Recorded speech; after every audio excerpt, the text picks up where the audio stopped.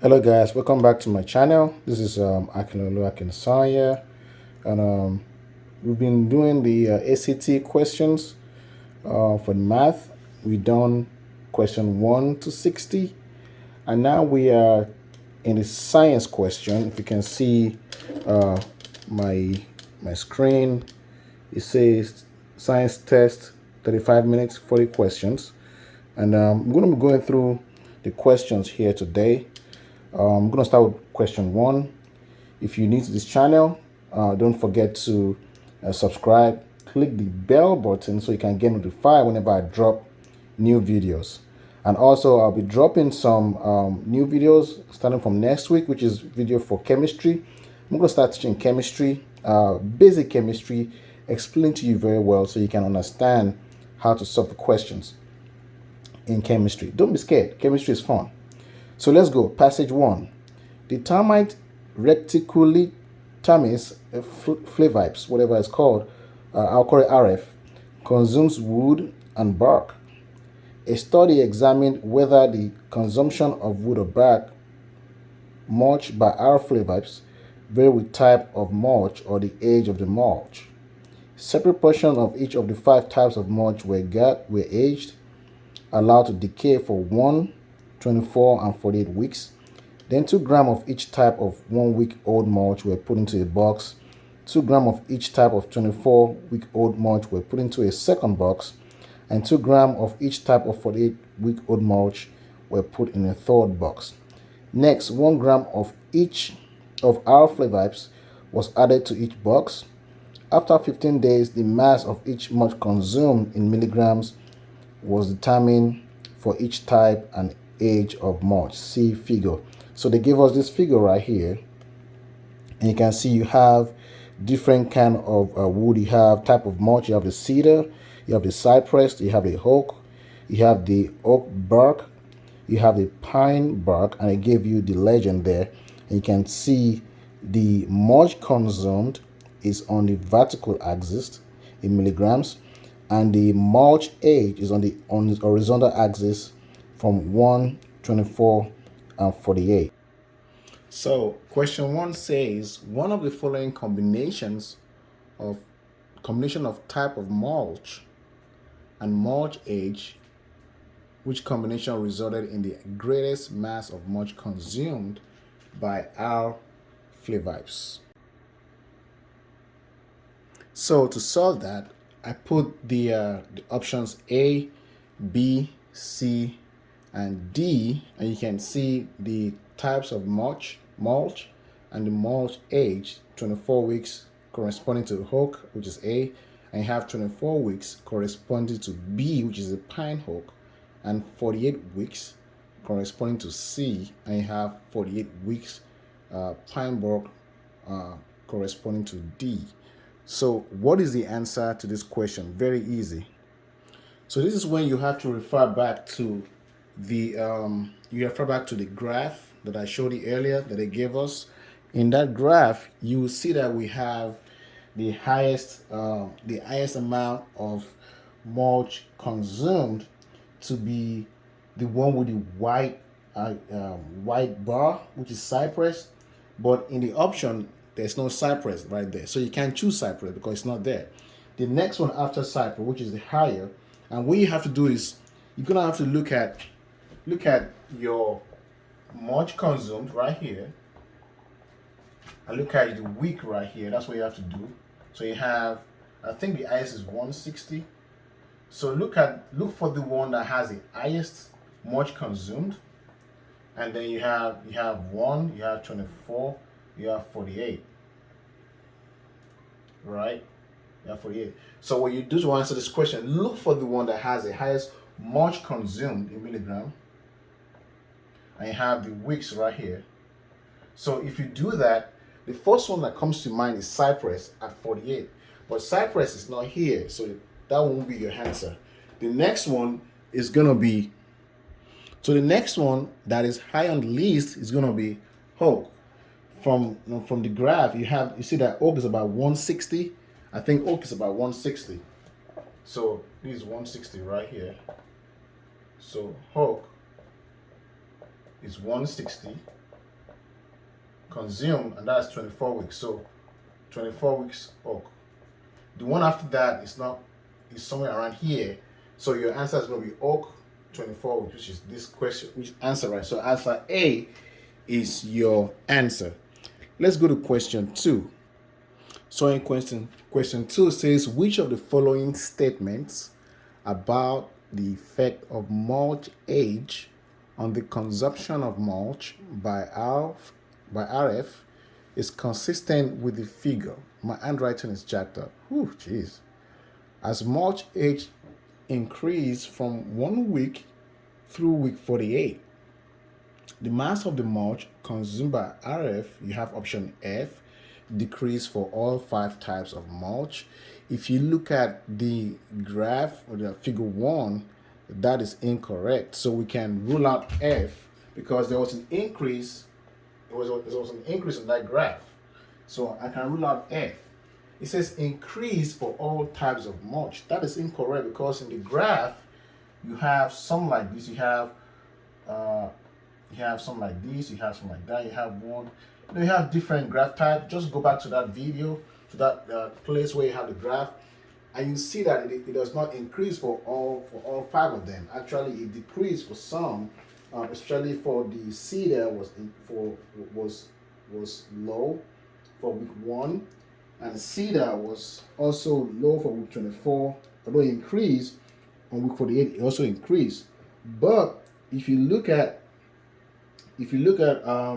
the one for what's it called, for Cypress, week 1 it was very low. Week 2 it was about 55 or so, and week 24 55, and week 48 you have it about 170. So it increases. Then you have for Hoke for week 1 it was at 100. For week 24 it was at 160, but at week 48 it was at about 45ish. So G is wrong because it did not increase for all 5 types of the mulch. So you can rule that out. Okay. So you can say initially decreased for all 5 types of mulch, but then increased for all 5 types of mulch. That is also not true because it did not initially decrease. It actually increased for all 5 types of mulch, but then decrease for number 48. So for week 48, especially for the Hoke. So you can't say that is true, and that for that reason we're gonna have to rule out option H here. So I'm gonna rule out option H. So now you only have option J, which is the correct one because it increased for all 5 types of mulch, then decreased for some, and this sum right here we're looking at, it decreased for Hoke because on week 24 you have it at 160, and at week 48 you have it barely at 45. Also, if you look at the pine, it increased for week 24 for pine, by week 48 it decreased to about almost 60 or so. So increased for all types of mulch, then decreased for some of the 5 types of mulch. That's going to be your answer. So that is answer J. Let's go to question 3. Question 3 here says, and I'm not going to write this out because it's kind of easy and long.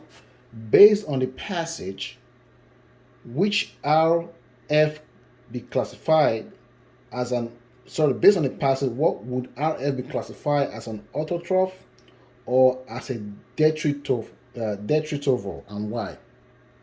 So you got option A, autotroph, because RF produces its own energy without consuming organic material.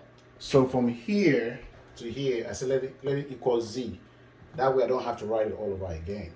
Then B says autotroph because RF obtains its energy by consuming decaying organic material, and I call this sentence Y. So for C, detritivore because RF produces its own energy without consuming organic materials, and D, detritivore, Y, which is this right, because RF obtains its energy by consuming decaying organic material. So by default, the definition of an autotroph is autotroph make their food from inorganic materials, plant. So a plant will absorb inorganic materials, for example, carbon dioxide, to make its own food. That's an autotroph. A dead retriever will consume dead things for food. So they consume dead things, decaying material, and they use that for food, much like a vulture. So in this case, your answer is going to be, let me see, detritive, which is Y, because RF obtains its energy by consuming decaying organic material. So your answer here is going to be option D. So now you know the difference between autotroph and detritive. So let's go to question 4. Question 4. So in question 4, it says, based on the passage, is the primary food source of RF more likely cellulose or cholesterol? So cholesterol is not found.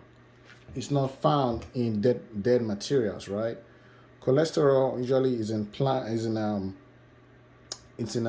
animals, and cellulose is mostly found in plants. Cellulose mostly found in plants, even in dead plants.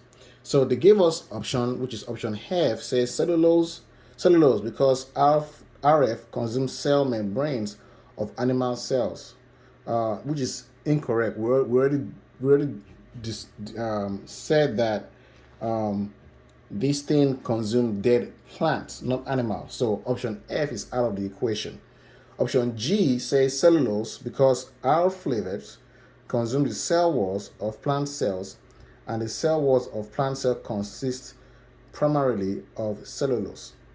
So option G that you see there is most correct, because the RF consumes the cell walls of plant cells, and the cell walls of plant cells consist primarily of cellulose. So that's correct.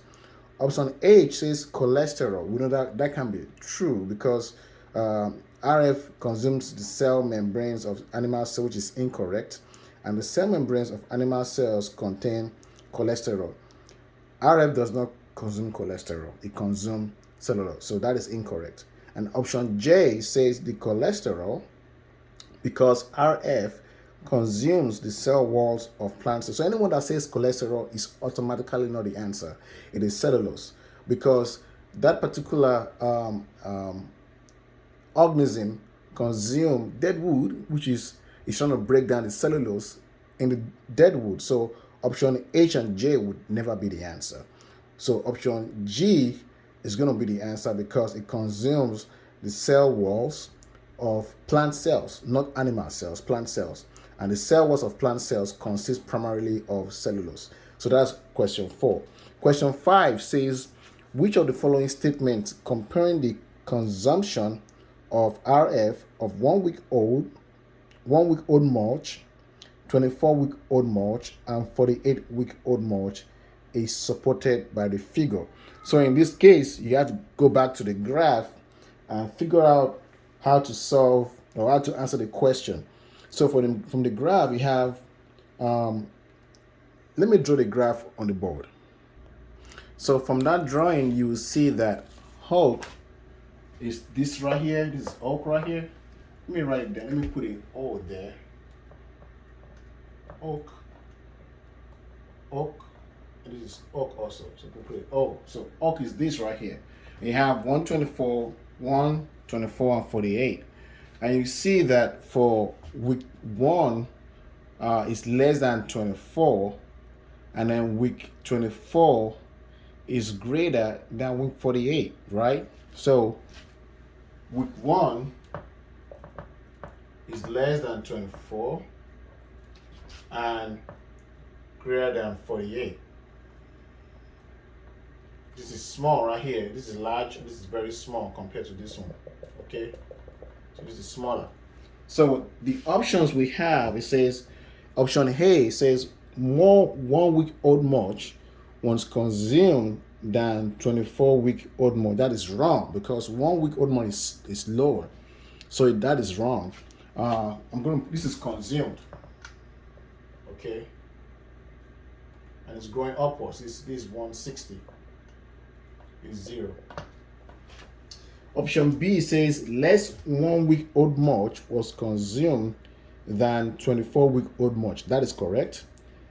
Then the second version of the second part of that sentence said one and less 24-week-old mulch was consumed than 48-week-old mulch. That is untrue.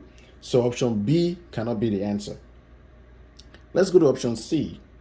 More 1-week-old mulch was consumed than 24-week-old mulch. That is incorrect. So you can't even use that. So option D says less 1-week-old mulch was consumed than 24-week-old mulch. That is true. And more 24-week-old mulch was consumed than 48-week-old mulch. That is correct. So answer is D. Answer is D. So let's go to question 6. So that question 6 says, what mass in grams of the 48-week-old oak bark mulch was consumed by RF? So from the graph, we know that this right here is 48-week-old oak bark mulch, which is this right here. So if you trace that on that graph, you have 140 grams. So they want us to convert 140 milligrams to grams. That's what they're actually asking us to do. Convert 140 milligrams to grams. You know that 1,000 milligram is equal to 1 gram. Okay? So how do you convert that? You have 140 milligram times, you want your gram to be at the top, so you got 1 gram divided by 1,000 milligram. So milligram is going to cancel off milligram. 0 is going to cancel off 0. You have 2 zeros, so you have 14 divided by 100. That'll give you 1, 2. So that will give you what? 0.14 grams. And they gave us option A, option F. Option F, they gave us as 0.06 gram. Option G was given as 0.14 gram. Option H was given as 0.6 grams. And option J was 1.4 grams. So this is wrong, this is wrong, this is wrong. Your answer is option G. So 0.14 grams is your final answer to that question. Question 7 comes with a passage. The passage says, samples of species C, bacteria, must often be transported from the areas in which they are collected. During transportation, the samples are typically packed in ice to keep them alive. However, ice is not always available where the samples are collected.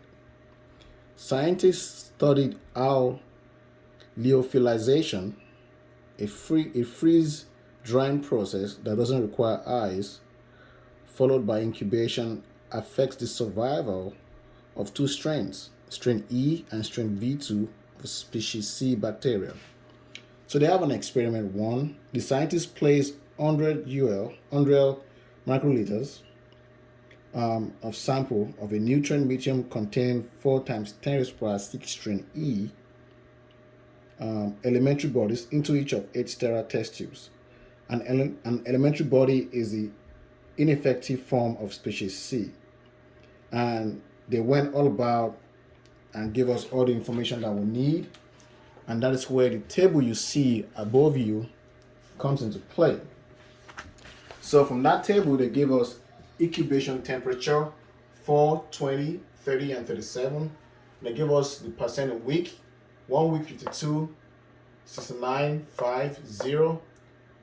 1 month 51, 42, 4, 0. And for table 2, you have the second strain, which is V2.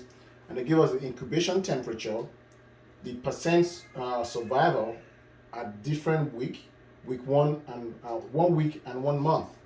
So question 7 says, Which of the following statements describe a difference between experiment 1 and experiment 2? The reason why I'm not writing this on the board is so much text, and that takes a lot of time to write. I'm also working on a process where I don't have to do that. I can just scan this into PDF, and then I can just talk over it so you can see, and I can write over it also. But I'm not there yet, but I'm getting there. So we had that question 7, and A says the different incubation temperature was tested in experiment 1 than experiment 2. That is incorrect, because in experiment 1 you have the same temperature, right? 4, 20, 30, 37, and V2 you have 4, 20, 30, 37. So that option A is incorrect. Option A says that there's a difference in the incubation temperature. That is incorrect, so you cannot select that. Option B says a different strain of species C was tested in experiment 1 than in experiment 2. And that is true, because in experiment 1 they tested strain E, and in experiment 2 strain V2 was tested. So that is correct. So I'm guessing that will be your answer. But let's go forward and read option C and D. Option C says samples in experiment 1 were lyophilized before being transported, whereas sample in experiment 2 were transported on ice. That is incorrect.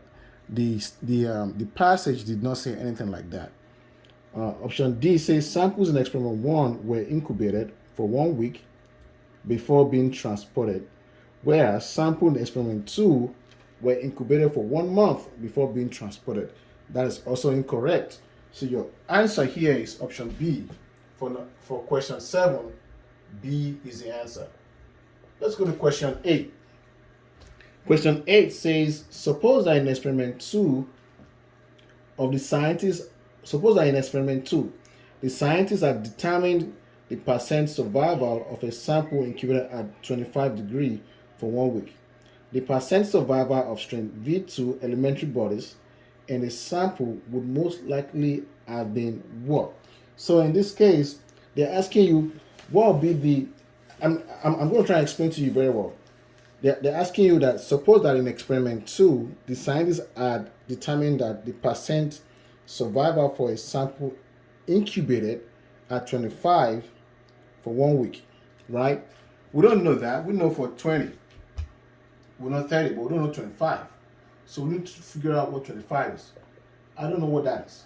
So the option they gave us here is F is going to be 0%, G between 2% and 29%, H between 29% and 59%, and then J greater than 59%. Well, that can be true, because they're trying to figure out what will be the survival rate for week 1. So I know at 20 it was 29. At 30 it was what? 2. So I know that at 25 it's going to be between 2 and 29. I don't know what it is, but I know it's going to be between 2 and 29, because as the temperature goes up, then the survival ratio decreases. So I know it's going to be between 2 and 29. And so our option here is going to be between 2 and 29, which is option G, because option F said 0%. Option F says 0%. Option Z said between 2% and 29%. And that will be your option. So here is going to be G. So let's go to question 9. So question 9 says, at which 2 temperatures, this is question 9 right here. At which 2 temperatures, so looking at temperatures now, temperatures, was the percentage survival of strain V2. So we're looking at strain V2. elementary bodies less for the longer incubation time than for the shorter incubation time. So what they're asking is, what are the two temperatures where the incubation time had lower percent survival than the shorter incubation time? Of course, 1 month is longer than 1 week. So they're asking you for the 1 week, if you compare 1 month and 1 week, which one has a shorter incubation time? With two temperatures give you the shorter incubation time for the longer time. So in this case, for 1 month, which is a longer time, this incubation, this percentage survival was less than for the shorter time, 1 week. So 4 is less than 29 because this is equal. You can't use that. This is also equal. You can't use that. So you only have for the longer time, you have 4, and for the shorter time, you have 29. So that's for 20. So we have 20. And then for the longer time, you have 6, and for the shorter time, 1 week, you have 59, and that is 4. So your answer is with 4 and 20. So that will be option A, 4 and 20. So that's how you solve that. You just need to read through what they're asking you and then interpret what they ask you to do. So let's go to question 10. Question 10 says, which of the following question was not addressed by the experiment? And option A, does incubation time affect the percent survival of strain E and strain V2 elementary bodies after lympholization? Yes, that was addressed because in the table you can see that you have the incubation time, how the incubation time affect the percent survival. So that was addressed. Option G says, does temperature affect the percent survival of strain E and strain V2 elementary bodies after lympholization? Yes, it does. And that was addressed because there you can see that temperature is tied to the survival right there. And then option H says, does the number of strain E or strain V2 elementary bodies present in a sample before lyophilization affect their percent survival? So in the passage we read, there was nothing that was spoken of, and there is no plot of table 1 and 2 regarding the amount of strain before they were frozen. So that was not addressed. But maybe that's the answer. That looks like the answer, H. But let's go to next option. Option J says, do strain E elementary bodies have a greater percent survival than strain V2? And that was also addressed because you can see that strain E has more survival ratio than strain V2. Here you have 52, 51, 59, 6, 29, 4, 2200. So that addressed that question. So your answer here for 10 is going to be H. What did we say 9 was? We thought it was A, something like that. 9 was A. So that's how you solve that. Let's go to question 11. So in question 11, which is this right here, 1 week after the start of incubation, which of the following samples of strain V2 would have been the least likely to infect another organism that came in contact with the samples? So this is V2 right here. V2 at 1 week at this temperature, it was 0. That means you don't have any more bacteria in that sample. And that means at that point, there's no way it can affect any other organism that come in contact with it because there's nothing to affect. There's nothing left in there. So you have a tube at 4 degrees, you have this much, and then at 20 degrees, you have this much left, and then at 30 degrees, you have this much left. Let me put this as 30. You have this much left. And at 37 degrees, you have nothing left. So at that point, it cannot affect anything that comes in contact with it. So your option is going to be D at 37 degrees. Let's go to question 12. So question 12 says, based on experiment 1, Which of the following combination of temperature and transportation time would most likely ensure the greatest percent survival of the elementary bodies? And it gives us option F, 4 degrees and one week, option G, 4 degrees and 1 month, option H, 20 degrees and 1 week, and option J, 20 degrees and 1 month. So this is a very simple question. Experiment 1, this one right here. At 4 degrees, you're going to have, for 1 week now, at 4 degrees, you're going to have 52, and for 1 month, you have 51. So this question is just asking you which combination has the highest value. And from all this right here, you have 69 is the greatest. And how do you what is the combination for 69? You have 20 at 1 week. So you have 20 at 1 week, which is this right here. So that's just what they're asking you. What number is the largest number, and what is the combination to have that largest number? 20 degrees C, 1 week. Boom. So your exam, once you see that, you pick that question, that answer, and you're ready to roll. Let's go to the next question. I think that'll be question 13. So question 13, based on this table, what is the total number of tubes in experiment 1 that contain samples having a poor percent survival? And it gives us this table. Excellent is greater than 90, greater or equal to 90, good is greater and equal to 30, and less than 90% or equal to 90, and the poor is less than 30%. And you see that this is right here, this 2 is less than 30%. Don't forget that in the first part of the paragraph, where they actually explain all these, we're told that 2 tubes were placed, two strings were placed in a tube. So you're gonna have 2 here and 2 here. So your answer is gonna be 4, because this 2 is less than 30%. I hope you guys enjoyed this video. Please don't forget to click the like button and also share, subscribe if you have not already done so. I'm going to be going through question 14 down to 20, which is the next set of questions in the science segment. And once I finish the science segment, I'm going to be doing chemistry. I'm going to start doing chemistry. I'm going to start from the basis, and then from the basic level of chemistry, and then we'll ramble from there.